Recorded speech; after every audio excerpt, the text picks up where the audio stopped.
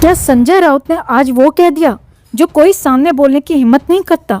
क्या ये सिर्फ मतभेद हैं या फिर ठाकरे परिवार के खिलाफ अंदर ही अंदर चल रही खुली बगावत?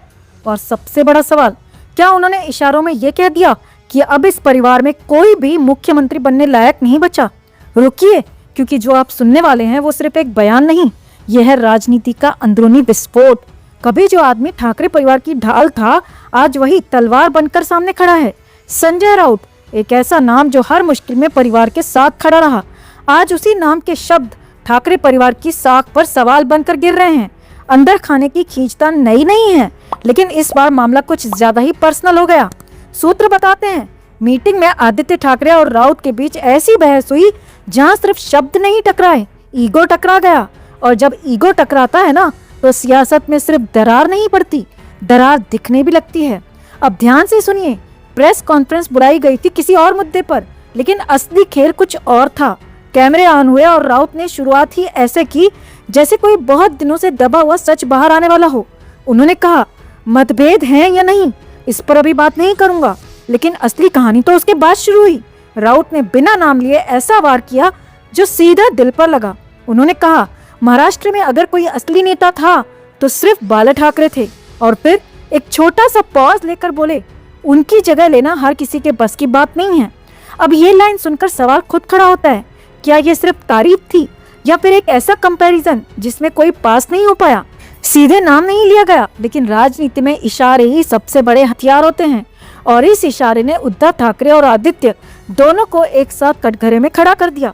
लेकिन असली झटका अभी बाकी था। जब पूछा गया, क्या 2029 में उद्धव ठाकरे फिर से मुख्यमंत्री बन सकते हैं, तो राउत ने जो जवाब दिया उसने पूरे समीकरण ही बदल दिए। उन्होंने कहा, हमारी प्राथमिकता इस समय मुख्यमंत्री बनना नहीं, पहले पार्टी को बचाना है। ध्यान दीजिए इस लाइन पर, पहले पार्टी बचे, मतलब साफ है, अंदर कुछ ऐसा चल रहा है जो बाहर दिख रहा है उससे कहीं ज्यादा गहरा है। और यहीं पर उन्होंने एक और तीर छोड़ा। उन्होंने कहा कि कुछ लोग सिस्टम में ऐसे चेहरों को आगे बढ़ाते हैं जो असल में उस जगह के लायक ही नहीं होते। अब सोचिए, ये सिर्फ एक जनरल स्टेटमेंट था या फिर किसी खास व्यक्ति की तरफ सीधा इशारा? तो अब पिक्चर क्लियर है या और धुंधली हो गई? एक तरफ लॉयल सोल्जर, दूसरी तरफ वही सोल्जर सवाल खड़े करता हुआ। एक तरफ लीगेसी, दूसरी तरफ उसी लीगेसी पर डाउट। अब असली खेल यहीं से शुरू होता है। क्या ये सिर्फ गुस्से में दिया गया बयान है या फिर ये पावर शिफ्ट का पहला संकेत है? क्योंकि जब अपने ही लोग पब्लिक में संकेत देने लगे तो समझ लो, दरवाजे बंद होने से पहले कई खिड़कियां खुल चुकी हैं। अब सवाल आपके लिए, क्या संजय राउत का ये बयान सही है या गलत? क्या सच में ठाकरे परिवार में अब कोई सीएम मटेरियल नहीं बचा? आप इसे लेकर क्या सोचते हैं? कमेंट में हाँ या ना लिखकर अपनी बात, अपनी राय जरूर रखें और वीडियो को लाइक और शेयर कर अपना प्यार और सपोर्ट भी जरूर दिखाएं। चेहरे पर मुस्कान, लेकिन क्या दिल में अब भी कोई कसक बाकी है? बेटी की शादी पर सब ठीक है या सिर्फ ठीक दिखाया जा रहा है? शत्रुघ्न सिन्हा ने जो कहा उसमें छुपा था एक अनकहा दर्द। रुकिए और खुद से एक सवाल पूछिए, क्या हम खुश हैं? सच में खुशी ही होती है या कभी कभी एक मजबूरी भी? अगर आप भी इस सवाल का जवाब जानना चाहते हैं तो वीडियो को अंत तक जरूर देखिए। और हाँ, अगर आप सच के इस दूसरे पहलू को समझते हैं तो अभी लाइक और शेयर जरूर कर दीजिए, क्योंकि हर कहानी का एक साइलेंट साइड भी होता है। कहानी वही है, सोनाक्षी सिन्हा और जहीर इकबाल की शादी, 7 साल का रिश्ता और फिर 23 जून 2024 को एक सादगी भरा फैसला। सब कुछ फिल्मी था, लेकिन रिएक्शंस वो कहीं ज्यादा रियल थी। सोशल मीडिया पर सवाल उठे, क्या परिवार खुश है? क्या रामायण वाले घर में सब नॉर्मल है? और फिर सामने आए शत्रुघ्न सिन्हा, मुस्कुराते हुए, बहुत संभल कर शब्द चुनते हुए। उन्होंने कहा, सब ठीक है, हम खुश हैं। लेकिन क्या आपने कभी नोटिस किया है, कभी कभी सबसे छोटे जवाबों में सबसे बड़ी कहानियां छुपी होती हैं। उन्होंने ये भी कहा, जब बच्चे खुश हैं तो फिर बाकी सब मायने नहीं रखता। सुनने में परफेक्ट, लेकिन सोचिए, अगर सच में सब उतना ही सिंपल होता तो ये लाइन इतनी बार दोहराने की जरूरत क्यों पड़ती? और फिर उन्होंने वो मशहूर कहावत कही, मियाँ बीवी राजी तो क्या करेगा काजी। ये एक एक्सेप्टेंस है या फिर एक साइलेंट सरेंडर? क्योंकि एक पिता के लिए बेटी की शादी सिर्फ एक इवेंट नहीं होती, वो उसकी पूरी सोच, उसके संस्कार और उसकी उम्मीदों का आईना होती है। वहीं पूनम सिन्हा हर रस्म में मौजूद थी, मुस्कुरा रही थी, लेकिन क्या हर मुस्कान के पीछे वही खुशी थी जो दिख रही थी? या फिर एक माँ की वो आदत जो अपनी बेटी की खुशी के लिए अपनी फीलिंग्स को पीछे रख देती है? सवाल थोड़े अनकंफर्टेबल हैं, लेकिन शायद जरूरी भी, क्योंकि सच ये भी हो सकता है कि उन्होंने इस रिश्ते को दिल से नहीं बल्कि हालात से एक्सेप्ट किया हो।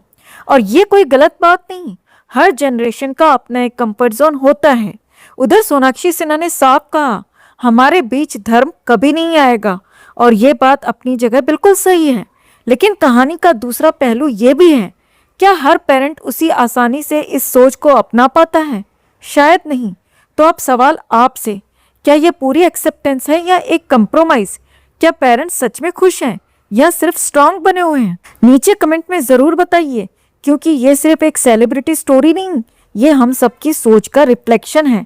और कभी कभी जो दिखता है कहानी उससे थोड़ी अलग भी होती है।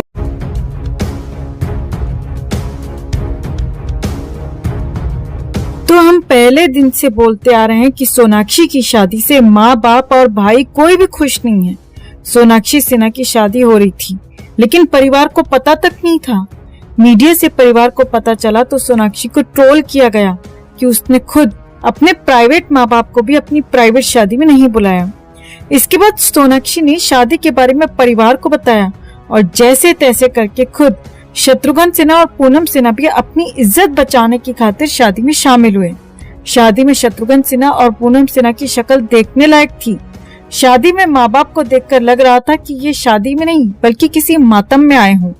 चारों तरफ से प्रेशर इतना ज्यादा था कि शत्रुघ्न सिन्हा बीमार हो गए और अब खबर आ रही है कि शत्रुघ्न सिन्हा शादी के 5 दिन बाद अस्पताल में भर्ती हो गए हैं। दरअसल शत्रुघ्न सिन्हा ने जब से शादी के बारे में खबर सुनी तो तभी से लगातार टेंशन में थे। ना चाहते हुए भी बेटी की शादी में शामिल होना पड़ा तो दिमाग में और ज्यादा टेंशन हो गई। शत्रुघ्न सिन्हा बहुत ज्यादा प्रेशर महसूस कर रहे थे। उसकी एक वजह यह भी है कि सोनाक्षी की शादी में दोनों भाई शामिल नहीं हुए थे और दोनों भाइयों की तरफ से शत्रुघ्न सिन्हा और पूनम सिन्हा पर भी दबाव था कि वो दोनों भी शादी में शामिल ना हो। लेकिन माँ बाप को मजबूरी में जाना पड़ा। माँ बाप को अपनी इज्जत की खातिर शादी में शामिल होना पड़ा। शत्रुघ्न सिन्हा के साले और फिल्म मेकर पहलाज नीलानी ने एक बयान में बताया कि शत्रुघ्न सिन्हा शादी को लेकर बहुत ज्यादा दबाव महसूस कर रहे थे और परिवार को डर था कि इस टेंशन में कोई बड़ी अनहोनी न हो जाए।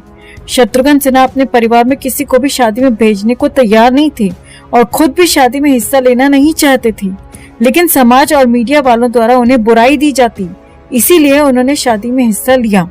शत्रुघ्न सिन्हा हॉस्पिटल आए, डॉक्टर को चेक कराया, लेकिन उन्हें एडमिट होने के लिए कहा गया क्योंकि वो मानसिक रूप से बहुत ज्यादा परेशान थे।